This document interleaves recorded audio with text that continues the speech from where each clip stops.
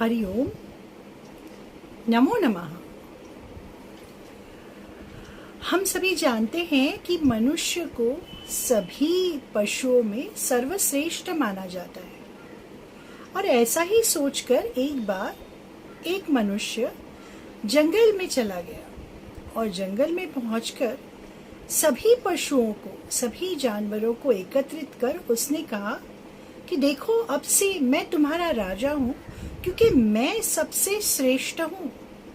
मैं ईश्वर की सबसे श्रेष्ठ संरचना हूं, इसीलिए अब से तुम्हें मुझे राजा मानना पड़ेगा। सभी जानवरों ने हाँ कह दिया। ये बातचीत आगे हो ही रही थी कि अचानक सारे जो जानवर हैं भागने लगे। मनुष्य अचरज में पड़ गया, अरे ये क्या हो रहा है? जब उन्होंने चीते से पूछा तो चीते ने कहा, ओ हमारे जो पहले के जो राजा हैं, जंगल के राजा यानी कि शेर, वो आ रहे हैं और उनका ये खाना खाने का समय है। अगर अब हम नहीं भागे तो हम में से किसी को वो अपना भोजन बना लेंगे, तो चलो भागो भागो, जल्दी भागो। ये मनुष्य तो पूरी तरह कांप गया, भाग भी नहीं पा रहा था। किसी तरह से चीते ने उसे अपने ऊपर बिठा लिया और वो तेजी से भागने लगा। काफी भागने के पश्चात हांफता हुआ ये मनुष्य चीते से नीचे उतरा। तब सभी जानवरों ने उससे कहा कि भाई, अगर तुमको राजा बनना है तो तुमको हमसे तेज दौड़ना पड़ेगा, नहीं तो यहाँ का कोई भी जंगली पशु तुम्हें अपना भोजन बना लेगा। बहुत भागने की वजह से, अत्यधिक श्रम के कारण इस मनुष्य को प्यास लगी। तब उसने जानवरों से कहा, मुझे प्यास लगी है और मुझे पानी चाहिए। तब सभी जानवरों ने कहा, पानी? नदी तो यहाँ से 1 कोस दूर है, वहां तक पैदल जाना पड़ेगा, तब जाके पानी मिलेगा। पहले ही थका हुआ ये मनुष्य इस सोच से ही डर गया कि अब 1 कोस और चलना है, परंतु कोई पर्याय ही नहीं था। इसीलिए वो पैदल चलते हुए किस तरह से नदी के पास पहुंचा और उसने पानी पी लिया। अचानक से ठंडी हवा चलने लगी। शाम का समय हो गया और ठंड बढ़ने की वजह से इसे ठंड लगने लगी। तो इसने जानवरों से कहा, देखो मुझे तो बहुत ठंड लग रही है, मुझे कोई रजाई या कोई चादर मिलेगी? सभी जानवर हंसने लगे। रजाई, चादर, यहाँ जंगल में? अरे हम तो कपड़े भी नहीं पहनते, फिर भी हम गर्मी सर्दी दोनों को बर्दाश्त कर लेते हैं, और तुमने तो कपड़े पहने हुए, फिर भी तुम कह रहे हो कि मुझे ठंड लग रही है। अब यहाँ पे तो ऐसे ही रहना पड़ेगा। मनुष्य बड़ा परेशान हो गया, भूख भी बहुत लगी थी। फिर से उसने सभी पशुओं से कहा, मुझे भूख भी बहुत लगी है, क्या कुछ खाने को मिलेगा? अब जंगल में कहाँ खाने को मिलेगा, परंतु पशुओं ने कहा, ठीक है, हम तुम्हें कुछ पेड़ बताएंगे जिसके कुछ स्वादिष्ट फल तुम खा सकते हो, परंतु पेड़ पर चढ़ना, फल निकालना, ये सब तुम्हें खुद ही करना पड़ेगा। किसी तरह से हाफते हाफते ये मनुष्य पेड़ पर चढ़ गया। 2-4 फल उसने निकाले ही थे कि उसने देखा, अरे बाप रे, उस पेड़ की टहनी पे एक बड़ा सा नाग बैठा है। डर के मारे पसीने छूटने लगे और वो खिसकता हुआ नीचे आ गया, फल सारे बिखर गए। बोला, अरे वहां तो नाग है। बाकी जानवरों ने कहा, तो क्या, यहाँ तो सब जगह पे ऐसे पशु हैं, तो तुम्हें इन सबके साथ निभा के चलना पड़ेगा, नहीं तो तुम कैसे हमारे राजा बनोगे। किसी तरह बचे हुए 1-2 फल उसने खा लिए, परंतु उसकी भूख तो शांत हुई नहीं और अंधेरा होने लगा, रात का समय होने लगा। अब इसे सोने के लिए कोई जगह चाहिए। फिर उसने जानवरों से कहा, मुझे सोने के लिए कोई जगह दे दो। जानवरों ने कहा, जगह? यहाँ जगह ही जगह है, जहां मर्जी सो जाओ। उसने कहा, नहीं ऐसे नहीं, मुझे तो थोड़ा सा सुरक्षित स्थान चाहिए, कोई जानवर रात में आ गया तो बाकी जानवरों ने कहा, यहाँ तो सुरक्षित भी सभी स्थान है, असुरक्षित भी सभी स्थान है। या तो हम पेड़ की टहनियों पे या पेड़ के नीचे या फिर कहीं किसी गुफा के अंदर छुप के सोते हैं। तुम भी ऐसा कोई ठिकाना ढूंढ लो।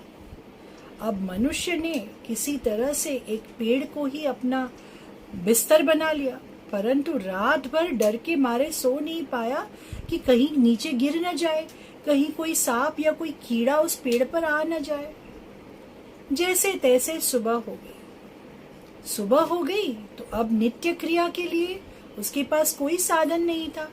फिर उसने पशुओं से कहा, पशुओं ने कहा, भाई हम तो ऐसे ही किसी तरह निभाते हैं, तुमको भी ऐसे ही करना पड़ेगा। अब ये मनुष्य बड़ा परेशान हुआ। फिर भूख लगने लगी। अब नाश्ता जंगल में कहाँ से मिलेगा? फिर वही प्रक्रिया, फिर पेड़ पर चढ़ो, फिर फल निकालो, फिर पानी पीने के लिए एक कोस चलकर जाओ। ये आदमी तो बड़ा परेशान हो गया। अब आप सोचिए, हम कहते तो हैं कि हम ईश्वर की सर्वश्रेष्ठ संरचना है, पर क्या सच में पशुओं से ज्यादा श्रेष्ठ है?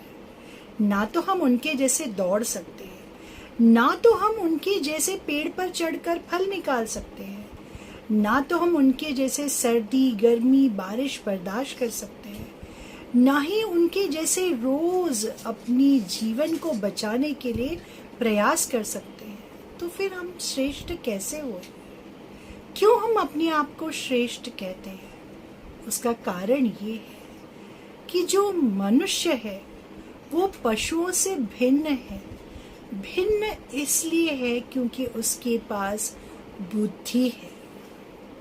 पशु जो है वो आढ़े हैं, उनकी बुद्धि, उनका पेट तथा जननेंद्रिय सब एक ही स्तर पर है, अर्थात उन्हें प्रजनन की बुद्धि है, अपने पेट को भरने की बुद्धि है और अपनी जान बचाने के लिए थोड़ी बुद्धि दी गई है।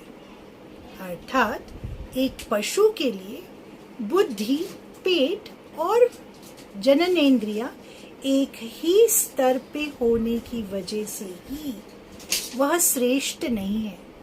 परंतु मनुष्य आढ़ा नहीं है, मनुष्य खड़ा है। मनुष्य के लिए उसकी बुद्धि सर्वोपरि है, सबसे ऊपर है, और इसीलिए उसका स्थान मस्तिष्क है। पेट उससे नीचे है तथा जननेंद्रिया सबसे नीचे है। अर्थात ये इस बात को दर्शाता है कि मनुष्य के लिए प्रजनन करना, अपना पेट भरना, यही केवल उद्देश्य नहीं है, परंतु अपनी बुद्धि का उपयोग कर सभी जीवों का कल्याण करने के लिए ही भगवान ने उसके मस्तिष्क में सर्वोपरि बुद्धि दी है। जरा इस विषय में अगर हम सोचेंगे तब हमें ज्ञात होगा कि मनुष्यों में और पशुओं में यही एक फर्क है। अर्थात अगर हम ढंग से सोचेंगे तो हमें ये ज्ञात होगा कि पशु और मनुष्य में एक बुद्धि को अगर हम छोड़ दें तो पशु हमसे ज्यादा श्रेष्ठ है, ज्यादा बलशाली है। लेकिन क्या फिर उनका कोई रखवाला नहीं है?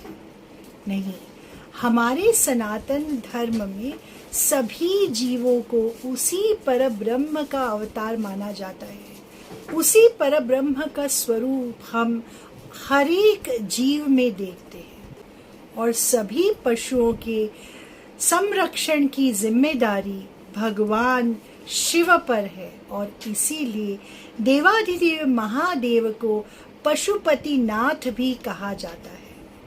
भगवान शिव की असीम अनुकंपा केवल मनुष्यों के लिए ही नहीं, अपितु सभी पशुओं के लिए, सभी जीवों के लिए भी है। भगवान श्री पशुपतिनाथ की स्तुति को गाते हुए श्री पशुपति अष्टकम का पाठ कर आइए हम सब भगवान शिव से प्रार्थना करें कि हम अपनी बुद्धि का सदुपयोग करें और हर एक जीव में भगवान का प्रतिबिंब देखें। ओम श्री गणेशाय नमः। ओम नमः शिवाय। अथ श्री पशुपत्ये पशुपत्याष्टकम्। अथ ध्यानम्।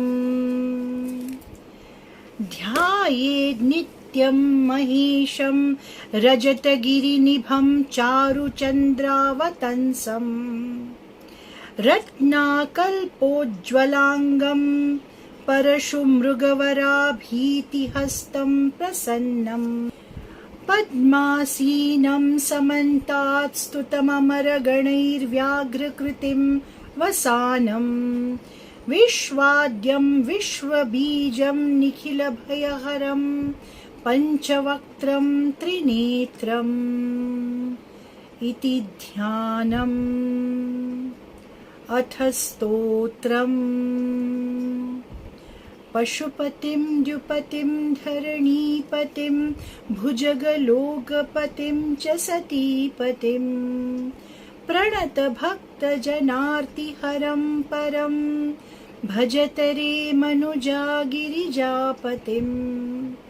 भजत रे मनुजा गिरिजापतिं। न जनको जननी न च सोदरः न तनयो न च भूरिबलं कुलम्। अवती कोऽपि न कालवशं गतं भजत रे मनुजा गिरिजापतिं। भजत रे मनुजा गिरिजापतिं। मुरजडिण्डिमवाद्यविलक्षणं मधुरपञ्चमनादविशारदम्। प्रमथभूतगणैरपि सेवितं भजत रे मनुजा गिरिजापतिं। भजत रे मनुजा गिरिजापतिं। शरणदं सुखदं शरणान्वितं शिव शिवेति शिवेति नतं नृणाम्। अभयदं करुणावरुणालयं भजत रे मनुजा गिरिजापतिं। भजत रे मनुजा गिरिजापतिं। नरशिरोरचितं मणिकुण्डलं भुजगहारमुदं वृषभध्वजम्। चितिरजोधवलीकृतविग्रहं भजत रे मनुजा गिरिजापतिं। भजत रे मनुजा गिरिजापतिं। मखविनाशकरं शशिशेखरं सततमध्वरभाजीफलप्रदं प्रलयदग्धसुरासुरमानवं भजत रे मनुजा गिरिजापतिं। भजत रे मनुजा गिरिजापतिं। मदमपास्य चिरं हृदि संस्थितं मरणजन्मजराभयपीडितम्। जगदुदीक्ष्य समीपभयाकुलं भजत रे मनुजा गिरिजापतिं। भजत रे मनुजा गिरिजापतिं। हरिविरञ्चि सुराधिपपूजितं यमजनेशधनेश नमस्कृतं। त्रिनयनं भुवनत्रितयाधिपं भजत रे मनुजा गिरिजापतिं। भजत रे मनुजा गिरिजापतिं। भजत रे मनुजा गिरिजापतिं। पशुपतेरिदम् अष्टकम् अद्भुतं विरचितं पृथ्वीपतिसूरिणा। पठति संशृणोते मनुजः सदा शिवपुरीं वसते लभते मुदम्। पठति संशृणोते मनुजः सदा शिवपुरीं वसते लभते मुदम्। इति श्री पृथ्वीपतिसुविरचितं श्री पशुपत्याष्टकम् सम्पूर्णम्। ओम नमः शिवाय। हरि ओम। नमो नमः।